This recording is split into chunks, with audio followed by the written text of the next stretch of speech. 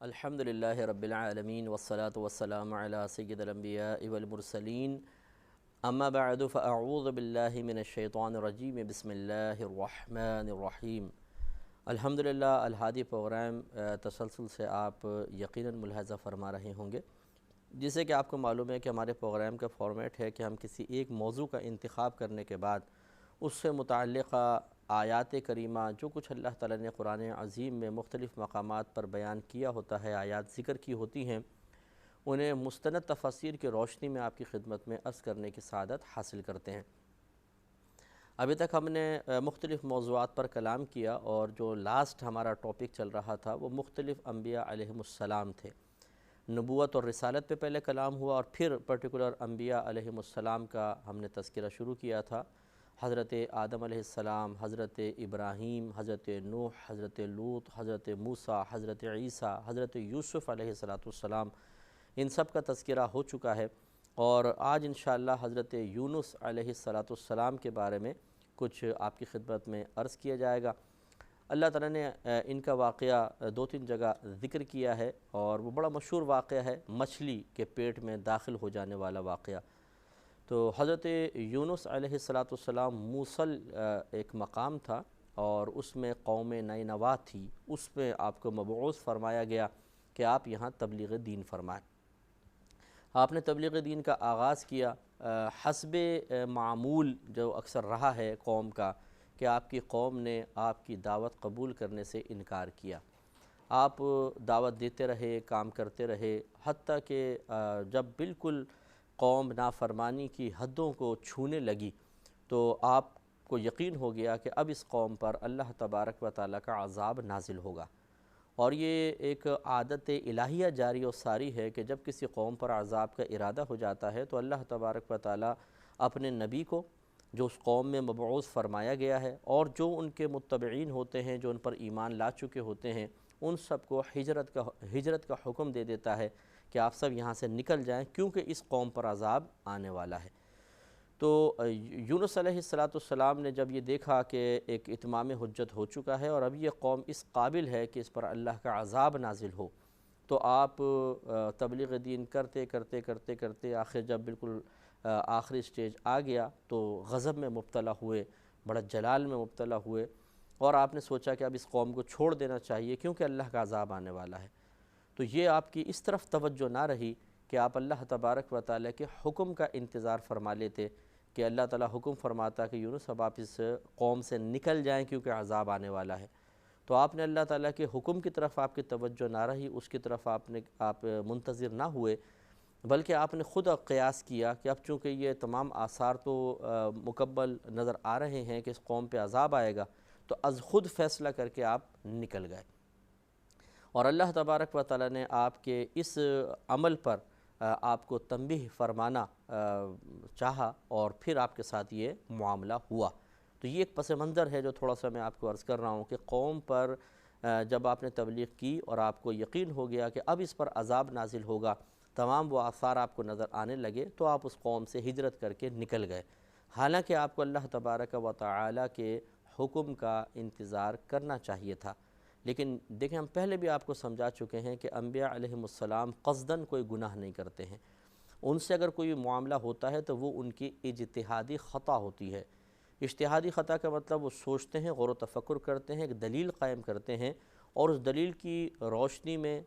وہ کسی عمل کی بنیاد رکھتے ہیں، لیکن بعض اوقات ایسا ہوتا ہے کہ جس چیز کو وہ دلیل بنا رہے ہوتے ہیں وہ دلیل ہوتی نہیں ہے اصل میں، یا جو نتیجہ وہ مرتب کر رہے ہوتے ہیں اس میں کچھ خطا ہو جاتی ہے، تو اس کو اجتہادی خطا کہتے ہیں۔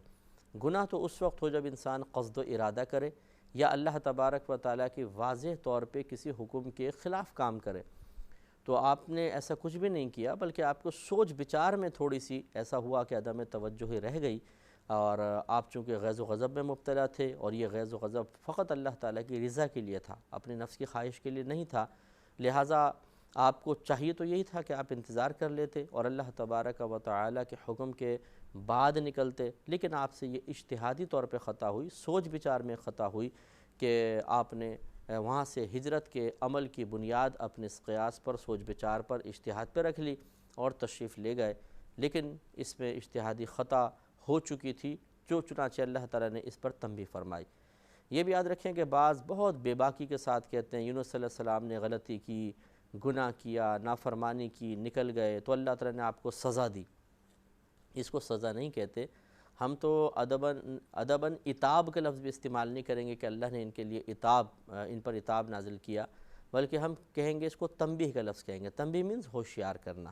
کہ اللہ تبارک و تعالیٰ اپنے محبوب بندوں کو ان چیزوں پر بھی ہوشیار کر دیتا ہے جو فی نفسہ ہی گناہ نہیں ہوتی۔ آپ کو بتایا کہ اس میں یونس علیہ السلام کے لیے گناہ کا کون سا پہلو ہے؟ آپ نے ایک وقت تک تبلیغ فرمائی، جب آپ نے آثار دیکھے کہ یہ قوم فرما برداری کی طرف نہیں آ رہی اور اب ایسی علامات ظاہر ہو چکی ہیں کہ اس قوم پر عذاب نازل ہونا چاہیے، تو آپ نے غور و تفکر کیا کہ اب میرا نکل جانا ہی بہتر ہے، کیونکہ اب یہ قوم تو آخری حد تک پہنچ چکی ہے، تو آپ تشریف لے گئے۔ اس میں کوئی نافرمانی کا ارادہ نہیں ہے، بلکہ آپ نے تو اللہ تبارک و تعالیٰ کی عادت جاریہ اور جو عادت سابقہ رہی ہے اس پر نظر ڈالی نا، کہ اللہ کی ہمیشہ یہ عادت رہی ہے جب قوم اس اسٹیج تک پہنچ جاتی ہے جس حد تک میری قوم پہنچ چکی ہے تو اللہ کی طرف سے پھر عذاب نازل ہوتا ہے۔ تو آپ نے گویا کہ اللہ تبارک و تعالیٰ کی عادت مبارکہ پر نظر فرماتے ہوئے اپنے اس عمل کی بنیاد رکھی ہے، تو اس لیے کوئی نافرمانی کا ارادہ نہیں تھا، تو آپ وہاں سے تشریف لے گئے۔ اس کو اللہ تعالیٰ بیان فرما رہا ہے۔ پہلے میں اس واقعے کو تھوڑا سا عرض کر دیتا ہوں اور پھر ہم آیات کی روشنی میں بھی دیکھ لیں گے۔ آپ یہاں سے غیظ و غضب میں مبتلا ہو کر نکل گئے اور ایک دریا کے پاس پہنچے تو وہاں ایک کشتی تیار تھی، جاری تھی دوسرے کنارے، تو آپ اس میں تشریف فرما ہو گئے۔ تو اب وہ کشتی جب چلتے چلتے بیچ دریا میں پہنچی تو وہاں ٹھہر گئی، رک گئی۔ تو اب ہر دور کے اندر اللہ تعالیٰ کچھ علامات مقرر کر دیتا ہے جو قوموں کے اندر معروف ہو جاتی ہے۔ اس قوم میں یہ علامت معروف تھی کہ اگر کسی آقا کا کوئی غلام بھاگا ہوا ہوتا تھا اور وہ کشتی میں بیٹھ جاتا تو کشتی بیچ دریا میں آ کے رک جایا کرتی تھی اور آگے نہیں بڑھتی تھی جب تک کہ وہ اس غلام کے ساتھ کوئی معاملہ نہ کیا جائے، اور اس کا معاملہ یہ ہوتا تھا کہ اس غلام کو دریا میں پھینک دیا جاتا تھا کہ بھئی تم اپنے آقا کی نافرمانی کر کے نکلے ہو، تمہاری وجہ سے کشتی رک گئی ہے تو اب تمہیں دریا میں پھینکا جائے گا۔ پھر اس غلام کو جب دریا میں پھینکتے تھے تو وہ کشتی چل پڑتی تھی۔ تو اب جب یہ کشتی درمیان میں ٹھہر گئی تو لوگوں نے آپس میں کہا کہ بھئی کوئی نہ کوئی ایسا شخص ضرور ہے جو اپنے آقا سے بھاگا ہوا ہے، آقا کے پاس سے، اس کی بارگاہ سے نکل کر اس طرف آیا ہے۔ بس یہ جملہ انہوں نے کہے اور یونس علیہ السلام کے ذہن میں فوراً یہ خیال آ گیا کہ وہ غلام میں ہی ہوں، کیونکہ میں اللہ سے پوچھے بغیر نکل آیا۔ اب دیکھیں اس وقت غیظ تھا، غضب تھا، جو رضا الہی کے لیے ہی تھا، اللہ کے لیے تھا، اور قوم کی مسلسل نافرمانیوں پر دل دکھا ہوا تھا، اس لیے آپ کی توجہ اس طرف رہی نہیں۔ لیکن اب جب آپ کشتی میں سوار ہوئے اور لوگوں نے اس قسم کے جملے کہے تو فوراً آپ کا انتقال ذہن وہیں پر ہوا کہ ہو یہ تو پھر میں ہی ہو سکتا ہوں کہ میں اللہ تعالیٰ کے حکم کے انتظار سے پہلے ہی قوم سے باہر نکل آیا ہوں اور گویا کہ بس میں اپنے آقا سے بھاگا ہوا ہوں، میں اپنے رب سے بھاگا ہوا ہوں۔ تو آپ نے خود فرمایا کہ میں ہوں وہ شخص کہ میں اپنے آقا کی بارگاہ سے راہ فرار اختیار کیے ہوئے ہوں۔ تو ان لوگوں نے کہا کہ بس ٹھیک ہے، پھر انہوں نے پکڑا یونس علیہ السلام کو دریا میں ڈال دیا، کشتی چل پڑی، وہ لوگ چلے گئے۔ اب یونس علیہ السلام دریا میں تھے تو وہ مچھلی آئی بہت بڑی اور اس نے آپ کو پورا کا پورا نگل لیا۔ اب پتہ نہیں ویل تھی یا اس زمانے میں کوئی بہت بڑی شارک تھی، اور وہ دور تو ایسا ہے اگر آپ ڈاکیومنٹریز دیکھیں تو جو آج جانور ہیں ان سے کئی گنا بڑے بڑے جانور تھے۔ یہ تو اب انہوں نے شیپ بدل لی ہے، آہستہ آہستہ ان میں تغیر ہوتا رہا۔ انہوں نے بدلنے سے مراد اللہ تبارک و تعالیٰ نے ان کے اندر تبدیلیاں پیدا کر دیں، ورنہ پہلے دور کے اندر اتنے بڑے بڑے کھن کھجورے کہ 6 فٹ 10 فٹ کے کھن کھجورے ہوا کرتے تھے، لیکن جیسے جیسے پھر تغیر ہوتا رہا انسان کے قد بھی گھٹتے رہے اور باقی جانوروں کے قد بھی گھٹتے چلے گئے۔ حضرت آدم علیہ السلام کا قد مبارکہ 60 گز تھا، 60 گز، اور ایک شرعی گز 1.5 فٹ کا ہوتا ہے۔ تو اب آپ حساب کر لیں کتنا لمبا آپ کا قد مبارکہ ہوگا۔ تو جتنا آپ کا لمبا قد اس زمانے میں جانور بھی اتنے بڑے بڑے ہوں گے، کتنے اونچے اونچے ہوں گے آپ اندازہ کریں۔ لیکن جیسے جیسے پھر قد سمٹتے رہے ویسے ویسے جانوروں کو بھی اللہ تعالیٰ نے، اور درختوں کے قد وہ بھی گھٹتے چلے گئے تنزلی کی طرف۔ اگر آپ تھوڑا سا غور کریں، پہلے عروج تھا دنیا کے اندر بھی، پھر آہستہ آہستہ یہ دنیا تنزلی کی طرف آ رہی ہے، حتیٰ کہ قیامت تک بہت اور کچھ کم ہو جائے گا اور اس کے بعد ختم ہو جائے گا۔ تو یونس علیہ السلام کا دور مبارکہ میں بہت بڑی مچھلی ہوگی جس نے آپ کو اندر نگل لیا۔ اب یہ اللہ تعالیٰ نے میدے کے اندر ایک آٹومیٹک سسٹم رکھا ہے کہ جب کوئی چیز اندر جاتی ہے تو فوراً میدے کے اندر موجود تیزابیت اپنا کام شروع کر دیتی ہے اور اس کو گلانا اور اس کو قابل ہضم بنانا شروع کر دیتی ہے۔ لہٰذا یونس علیہ السلام ایک روایت کے مطابق 80 روز مچھلی کے پیٹ میں رہے، بعض نے 3 روز کی روایت کی ہے، بعض نے 7 روز کی، ایک روایت میں 40 روز بھی آئے ہیں۔ تو اب اگر 3 روز بھی بالفرض کسی کے معدے میں کوئی چیز رہے گی، آپ بتائیے کہ معدہ تو فوراً اس میں ایسڈ آئے گا اور ایسڈ اس کو گلانا شروع کرے گا، یہ پروسیس اللہ نے آٹومیٹک رکھا ہے۔ اور 80 روز کا اگر معاملہ دیکھ لیں تو اندازہ کر لیں، اب آپ مچھلی کے پیٹ میں تھے، وہ آپ ہونا شروع ہوئے۔ تو جتنے بھی دن بہرحال آپ رہے، 80 روز، 40 روز، 3 یا 7 روز کی روایت کے مطابق، لیکن آپ کی حالت ایسی ہو گئی تھی کہ آپ کے جسم پہ کوئی بال باقی نہیں رہا تھا، اور کھال اتنی نازک ہو گئی تھی جیسے چھوٹا جب بچہ پیدا ہوتا ہے تو نازک ترین کھال ہوتی ہے، ایسے گل چکے تھے۔ لیکن آپ اندر ہی پھر جب وہ مچھلی کے اندھیرے میں تھے تو آپ نے اللہ تعالیٰ کی بارگاہ میں اپنے اس اجتہادی خطا کو یاد کرتے ہوئے اللہ کی بارگاہ میں دعا کی کہ یا رب کریم مجھے یہاں سے باہر نکال دے۔ تو ابھی تو یہ سورہ صافات چل رہی ہے، پھر اس کے انشاءاللہ جب سورہ انبیاء کے اندر میں اس کو بیان کروں گا تو وہاں پر پھر آپ نے لا الہ الا انت سبحانک انی کنت من الظالمین، یہ آپ نے مخصوص ورد کیا، اور یہ مطلب اللہ کی بارگاہ میں ان الفاظ کے ساتھ اپنے عذر کو پیش کیا تو اللہ تبارک و تعالی نے آپ کو نجات عطا فرمائی، جو اس صورت میں نہیں ہے، اس سورۃ الانبیاء میں اس کا ذکر ہے، وہ بھی ہم ابھی عرض کریں گے انشاءاللہ۔ تو بہرحال جب ایسا ہوا تو پھر اللہ تعالیٰ نے مچھلی کو حکم دے دیا، مچھلی کنارے پر آئی اور اس نے آپ کو باہر اگل دیا۔ یونس علیہ السلام باہر آ گئے۔ اب جب باہر آئے تو حالت ایسی تھی کہ ہل نہیں سکتے تھے، جسم بالکل گلنے کے قریب ہو گیا تھا، جسم پہ ایک بال نہیں رہا تھا، اور کھال انتہائی پتلی ہو گئی تھی کہ کوئی اگر ٹچ کرتا تو پھٹ جاتی۔ تو اللہ تعالیٰ نے پھر ایک کدو کی بیل وہاں پر اگا دی، حکم دیا زمین کو، بیج تھا وہ اگا اور کدو کی بیل اگ گئی۔ بعض روایات کے مطابق جیسے اس آیت میں بھی شجر کا لفظ ہے، درخت،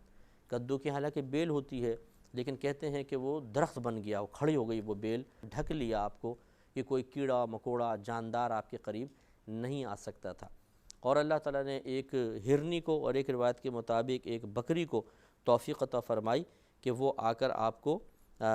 دودھ پلاتی تھی، اپنا تھن آپ کے قریب کر دیتی تھی تو اس کے تھن سے آپ براہ راست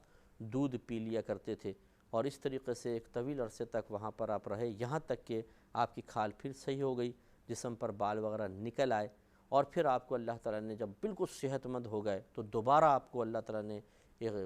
قوم کی طرف بھیج دیا۔ اب جب آپ گئے وہاں پر 1 لاکھ سے زیادہ وہ قوم تھی، اب آپ نے تبلیغ کی تو وہ پوری کی پوری قوم آپ پر ایمان لے آئی۔ تو اس سے یہ بھی معلوم ہوا آخر میں انشاءاللہ میں آیات کی روشنی میں بھی عرض کرتا ہوں کہ یونس علیہ السلام کی واقعی اجتہادی خطا تھی، اور اللہ کی حکمت اللہ ہی جانتا ہے کہ تمام عذاب کے آثار بالکل نمایاں ہو گئے۔ یونس علیہ السلام نے ان کو دیکھ کر وہاں سے ہجرت کو مناسب سمجھا، لیکن اللہ کے علم میں یہ تھا کہ ان آثار عذاب کے نمودار ہونے کے باوجود اس قوم کا دل مائل ہوگا اور یہ اللہ کی طرف ضرور آئیں گے اور ایمان قبول کر لیں گے، تو اس لیے اللہ تبارک و تعالیٰ نے یہ معاملہ فرمایا، تنبیہ فرمائی کہ آپ کو جلدی نہیں آنا چاہیے تھا، کیونکہ یہ قوم تو اب صاحب ایمان ہونے والی تھی، اگر تھوڑا سا اور آپ ان کے درمیان رہتے تو پھر وہ ایمان لے آتی، لہذا دوبارہ حکم دیا، آپ گئے اور واقعی وہ پوری قوم ایمان لے آئی۔ اب اس واقعے کو دیکھیں، اللہ تعالیٰ فرماتا ہے وَإِنَّ يُونُسَ لَمِنَ الْمُرْسَلِينَ، اور بے شک یونس پیغمبروں میں سے ہیں، اِذْ أَبَقَ إِلَى الْفُلْكِ الْمَشْحُونِ، جب کہ آپ بھری کشتی کی طرف بھاگ گئے تھے، فرار ہو گئے تھے۔ اباق معنی ہوتا ہے ویسے غلام کا بھاگنا، یہ غلام کا اپنی جگہ سے بھاگ جانا، لیکن یہاں مراد یہی ہے کہ آپ تشریف لے گئے تھے، اس قوم سے نکل گئے تھے اور ایک کشتی کی طرف آپ آ گئے تھے۔ فَسَاهَمَ فَكَانَ مِنَ الْمُدْحَضِينَ، فَسَاهَمَ تو قرعہ ڈالا، تو حضرت یونس علیہ السلام نکالے ہوئے لوگوں میں سے ہو گئے۔ ایک روایت کے مطابق جیسے میں نے تفسیر آپ کو عرض کی کہ یونس علیہ السلام نے خود اقرار کیا کہ وہ میں ہوں، اور ایک روایت کے مطابق جیسے قرآن کے اندر ہے، یہ بھی کہ خود قرآن کی نص بتا رہی ہے یہ تو، کہ ان لوگوں نے آپس میں قرآن اندازی کی بھی کون ہو سکتا ہے، تو یونس علیہ السلام کا نام نکل آیا تھا۔ دونوں روایتیں موجود ہیں، یہ قرآن کے حساب سے یہ معاملہ ہے۔ اللہ تعالیٰ آگے فرماتا ہے کہ فَالْتَقَمَهُ الْحُوتُ، پھر اسے مچھلی نے نگل لیا۔ وہو ملیم، حالت یہ تھی کہ آپ اپنے آپ کو ملامت کر رہے تھے، یعنی اب افسوس کر رہے تھے، یہ میں نے کیا کیا کہ میں اللہ تعالیٰ کی اجازت کے بغیر نکل آیا، پہلے میری توجہ وہاں نہ رہی، دوسرے امور پر رہی، کاش میں غور کر لیتا۔ بہرحال آپ مچھلی کے پیٹ میں چلے گئے۔ اللہ تعالیٰ فرماتا ہے کہ فَلَوْلَا أَنَّهُ كَانَ مِنَ الْمُصَبِّحِينَ، تو اگر وہ تسبیح کرنے والے نہ ہوتے، تسبیح پڑھنے والے نہ ہوتے، لَلَبِثَ فِي بَطْنِهِ إِلَى يَوْمِ يُبْعَثُونَ، تو ضرور اس مچھلی کے پیٹ میں قیامت کے دن تک رہتے۔